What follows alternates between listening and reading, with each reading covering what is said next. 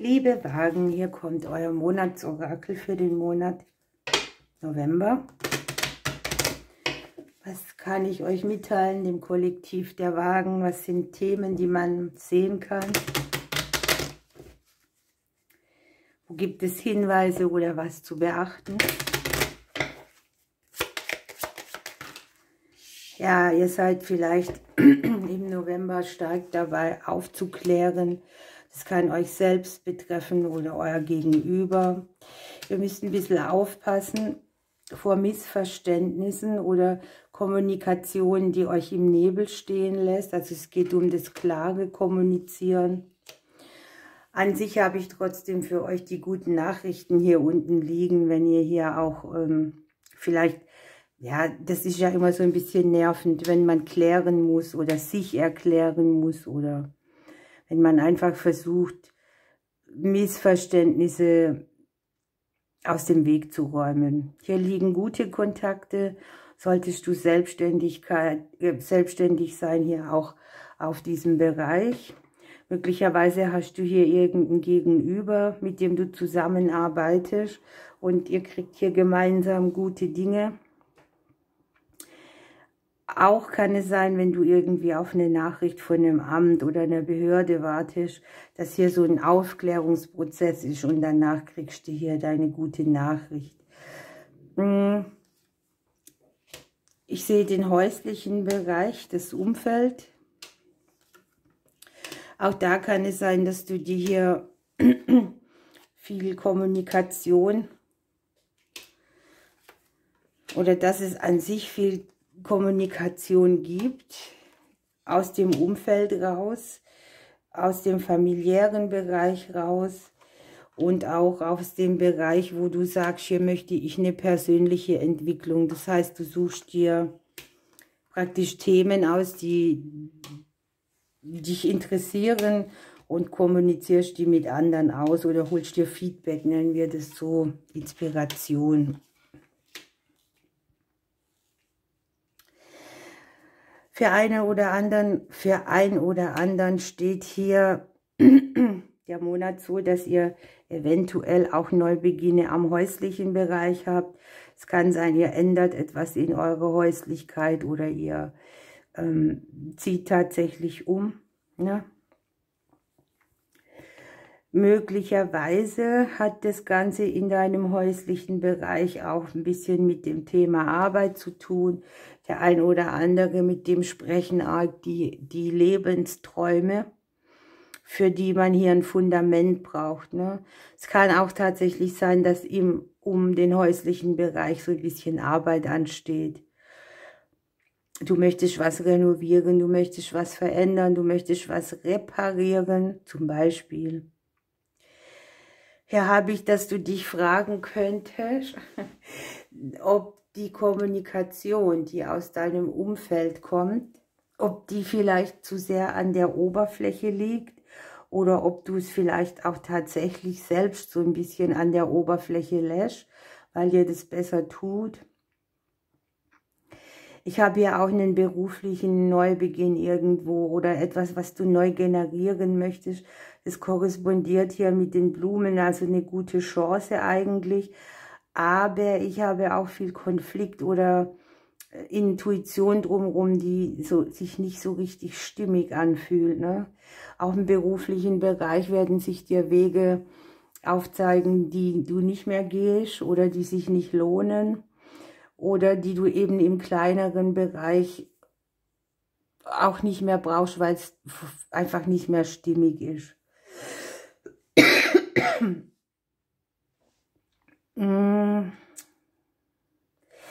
Hier habe ich so die Auseinandersetzung mit eines Lebenswunsches, mit einem Lebenstraum, wobei du dir hier überlegst, ob die finanziellen Mittel hier vorhanden sind. Ne?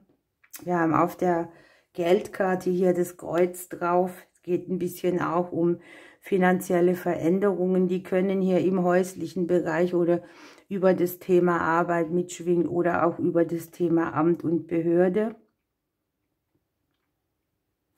Möglicherweise geht es hier auch um Gelder von von allen, also den Familienangehörigen.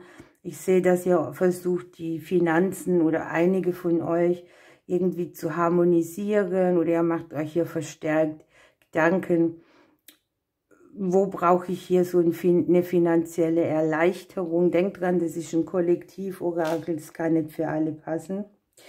Wir haben hier allerdings die Klärung auf den Finanzen, eine Veränderung, die ansteht, die hier im Kleineren auch Zuwachs bringt. Das kann hier tatsächlich über den häuslichen Bereich irgendwie kommen, dass man da was verändert, das Erleichterung mitbringt. Für einige von euch zeigen sich hier kreative Energien. Das heißt, ihr kümmert euch verstärkt darum, durch Kreativität Dinge umzusetzen, in den Flow zu bringen. Ich habe hier auch den Bereich der Kommunikation mit anderen Personen so als Inspiration.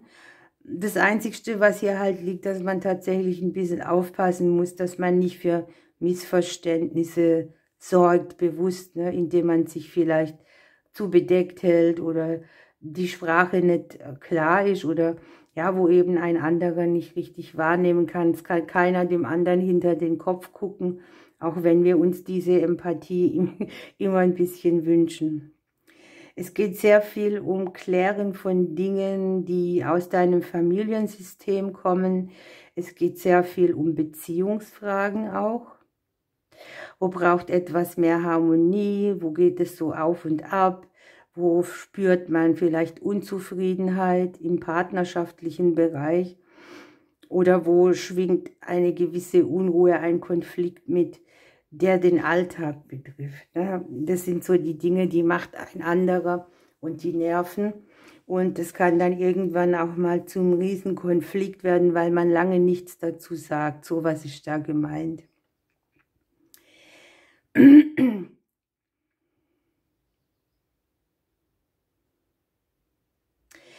Auch bei euch sehe ich irgendwie so ein Nähe-Distanz-Thema. Es kann auch sein, dass ihr hier sehr viel am Arbeiten seid. Wenn ihr nicht arbeitet, dann sind es die Themen, an denen ihr arbeitet, mental oder emotional. Euer emotionales Gerüst wird hier angezeigt, dass ihr euch da wieder ein bisschen mehr wohlfühlt, dass Zweifel rausgehen und dass sich Dinge wieder mehr runden können. Möglicherweise werdet ihr hier mit Leuten aus der Vergangenheit konfrontiert. Die sind ja weiblicher Art, die können ein bisschen weiter weg sein von euch. Möglicherweise auch jemand, der ein Projekt mit euch zusammen macht. Hier habe ich sehr viel kreativen Austausch. Auch jemand, der zu einer Veränderung oder zu einer Stabilisierung einer Situation mit beitragen kann. Es ist sehr viel karmischer Ausgleich bei dir zugange, und zwar auf vielen Bereichen. Ich sehe hier die Geldkarte, Beruf, Berufung. Dann haben wir hier an sich so dein Erbe, deine Lebensreise, deine Berufung. Wo investierst du was rein? Wo möchtest du wieder mehr brennen für irgendetwas? Der ein oder andere macht sich vielleicht auf eine Kurzreise, auch das könnte man hier sehen, um Energie aufzutanken. Kann auch zu der Familie, mit der Familie sein.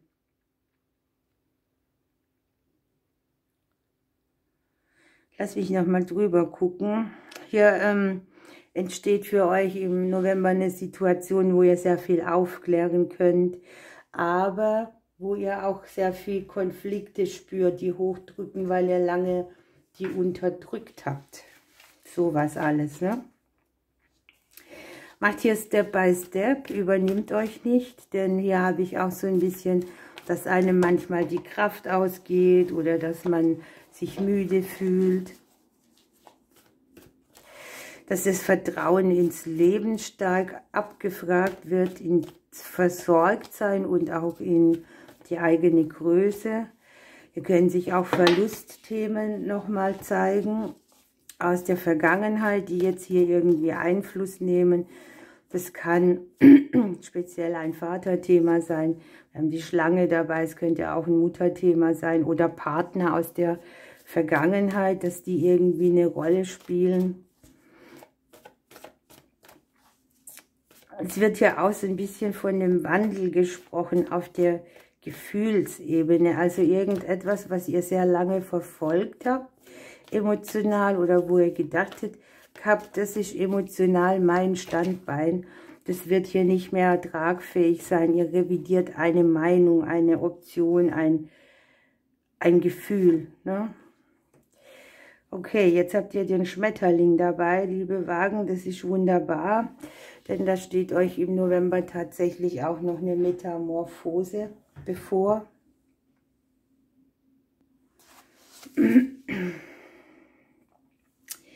Bei dieser Karte wird dir gesagt, dass die Wandlung, die hier kommt, das ist so, wie ich hier schon vermutet habe. Du hast sie vielleicht lange verdrängt oder lange nicht angenommen, aber hier besteht dann irgendwie eine gewisse Not oder Notwendigkeit, nennen wir es so. Und deshalb kommt es jetzt, weil es nötig ist, ne? Es geht um Entwicklung für deine Person in allen Bereichen. Es geht auch um Harmonie und Ausgleich und neue Stabilität, um eine Bereicherung auch für deinen Horizont, für dein inneres Wachstum. Aber du spürst hier irgendwie, dass du in deinen gewohnten Bahnen kein Gleichgewicht mehr finden kannst, ne? Irgendwas muss sich verändern, deine emotionale Einstellung zu irgendwas wird sich verändern. Menschen, die dir früher so Aufblühen gebracht haben, erfüllen irgendwie nicht mehr das, was du vorher als nährend empfunden hast. Es kann sogar sein, dass dich das müde macht. Halte ich auch für normal. Im Laufe des Lebens ist es immer mal wieder so, dass da der Schuh auf einmal drückt, indem man eben lange gelaufen ist. Also, du befindest dich praktisch schon inmitten dieser Wandlung und gib dich auch dem Wandel hin. Hier ist Widerstand leisten irgendwie kontraproduktiv, ne? Weil du kommst ja im Prinzip nicht drum rum, wenn das Leben dir die nächste Stufe gibt oder wenn praktisch der Kokon verlassen werden muss, dann musst du da raus. Du kannst nicht sagen, ich bleibe im Kokon, ne? So zum Beispiel.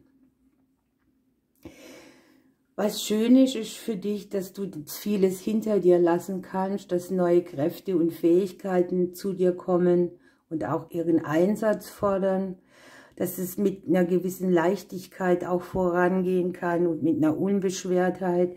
Die machst du dir vielleicht auch manchmal selber, sprich du legst dir so ein eigenes Kreuz auf. Es wird klarer, es wird stimmiger, es ist alles mehr im Einklang mit dir und deinem Lebensplan. Und es geht auch ein bisschen um das Vertrauen, ne? Man kann ja immer lange beten, dass Altes gehen muss, damit Neues entstehen kann. Und doch sind wir alle keine Meister drin. Okay, dann kriegt ihr noch eine Pflanze. Ja, ihr habt die Birke. Da geht es darum, dass man spielerisch das Unbekannte entdecken soll, eine gewisse Leichtigkeit dabei hat, dass man freudig mit irgendetwas startet und nicht, ja, ich würde mal sagen, mit einer gewissen Schwere oder mit so, ich muss es jetzt halt, sondern dass die Neugierde für das Neue einfach da ist und du freudig mit dem Anfang auch starten kannst, ne? Gut, ihr lieben Wagen, ich wünsche euch einen wunderbaren November. Ich drücke euch bis bald.